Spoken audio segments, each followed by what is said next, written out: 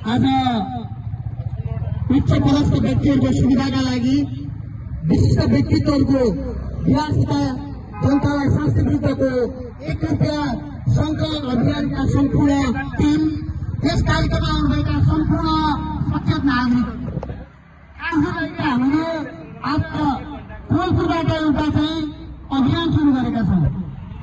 खासै अहिले नेपालको अवस्था हेर्नु छ भने नेपालको ऋण हामीले हेऱ्यौँ भने 27 खरब ऋण चाहिँ यो देशले बोकिरहेको छ, हामी जनताको टाउकोमा परिरहेको छ।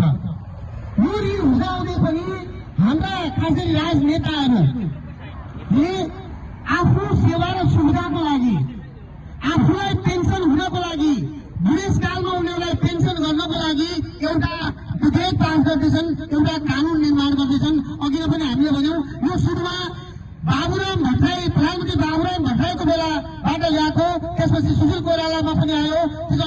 अहिलेका प्रधानमन्त्री अहिलेको सरकारले पनि यो विधेयकलाई चाहिँ पास गरेर उच्च पदस्थका व्यक्तिहरूलाई चाहिँ सेवा सुविधा थप्ने भनिएको छ।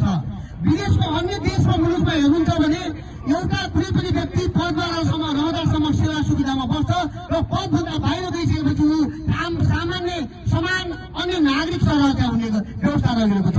हामीले अमेरिकामा पनि हेरेर थियौँ भने अमेरिकाको पूर्व राष्ट्रपति बारेक ओबामाले आफू प्रधानमन्त्री हुँदाखेरि राष्ट्रपति हुँदाखेरि जुनमा लाग्नुभएको थियो होइन, जुन उहाँ लाग्नुभएको थियो, त्यसपछि उहाँ पद मुक्त भएपछि कुनै पनि सेवा सुविधा लिनु भएन। र अहिले हाम्रो नेपालमा अहिलेका जनप्रतिनिधिहरू, खास गरी राज्य सञ्चालका सरकार चलाउनेहरूले चाहिँ आफ्नो सेवाको लागि विभिन्न सेवा सुविधाहरू थप गरिरहेका छन्। यिनीहरूलाई चाहिँ यो सेवा सुविधा किन दिने? हामी नागरिक सरह भएर बाँच्नुपर्छ सेवा पदबाट मुक्त हुनको लागि। र यो कारणले गर्दा हामीले आज कोलपुरबाट यो उच्च पदस्थका व्यक्तिहरूलाई जुन सरकारले दिने सेवा सुविधाको विरोधमा यसलाई खारेजी गर्नुपर्छ, यो कानुन पास गर्नु हुँदैन। यदि पास गर्यो भने हाम्रो अझ ऋण बढ्नेछ र हामी नागरिकहरूलाई चाहिँ के छ ऋण थपिनेछ।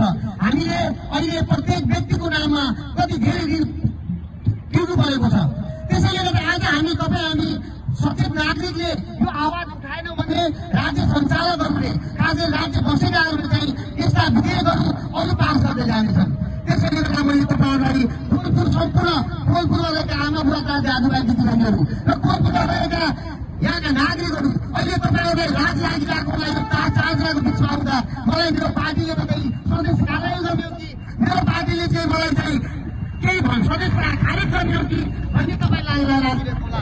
त्यसैले गर्दा तपाईँहरू चाहिँ यो आवाज सुनिरहनु भएको छ, तर यो फिल्डभन्दा बाहिर आवाज सुनिरहनु भएको छ। त्यो हाम्रो सचेत नागरिकको मात्रै जिम्मेवारी होइन, भोलि त्यो ऋण तपाईँलाई पनि पर्न सक्छ। तपाईँ पनि देखिरहनु भएको छ, अहिले धेरै युवाहरू अहिले विदेशमा गइरहेका छन्। प्रत्येक वर्ष प्रत्येक दिन 20,000 युवाहरू विदेशको खाडीमा काम गरिरहेका छन्। विदेशको रेमिटान्सको 40% रेमिटान्सले देश धानिएको छ। र त्यसमा पनि यो देशलाई युवाहरूलाई सृजनशील बनाउने, युवाहरूलाई चाहिँ तपाईँको रोजगारी दिने भन्ने त कता अहिलेका यी नेताहरूले चाहिँ आफ्नो सेवा सुविधालाई बढाउन लागिरहेका छन्। त्यसैले गर्दा आज जसरी तपाईँ आफ्नो टाढाबाट हिँड्नु भएको छ, टाढाबाट एउटा छायामा बसिरहनु भएको छ, अगाडि आउन सक्नु भएको छैन, भोलि बाध्य भएर तपाईँ अगाडि आएर रोडमा तपाईँले यो आवाज उठाउनु पर्नेछ। भोलि तपाईँको घर गृहस्थी तपाईँको सबै चाहिँ यो नेताहरूले आफ्नो सेवा सुविधाको लागि लिएर राखेका छन्। त्यसैले गर्दा हामी सम्पूर्ण नागरिकहरू हामी एउटा पार्टीभन्दा पनि देशलाई बचाउनु पर्नेछ, देशलाई अगाडि बढाउनु पर्नेछ। त्यसैले गर्दा मैले तपाईँहरूलाई फेरि पनि विनम्र गर्छु, यो एउटा सचेत युवाको मात्रै दायित्व होइन, तपाईँहरूको पनि दायित्व हो। तपाईँहरू आजको फिल्डमा आउनु पऱ्यो भने भोलि तपाईँहरू फेरि पनि यो देशका नागरिक भने तपाईँ विदेशका नागरिक बन्नु अवस्था आइसकेको छ। त्यसैले गर्दा म यो अभियान आज हामीले यो प्रत्येक व्यक्तिबाट हामीले जुन उच्च पदस्थहरू भिडिआइपीहरूले जुन सेवा सुविधा थप्नको लागि चाहिँ जुन योजना बनाएका छन्, हामी नागरिकले सञ्चालन गरेर हामीले त्यो सरकारलाई हामीले खबरदारी स्वरूप हामी सञ्चालन गरेका छौँ। अहिले हामीसँग 55 जना व्यक्तिहरूले स्वयंस्फूर्त रूपमा 1 रुपियाँ जम्मा गरेर राख्नुभएको छ।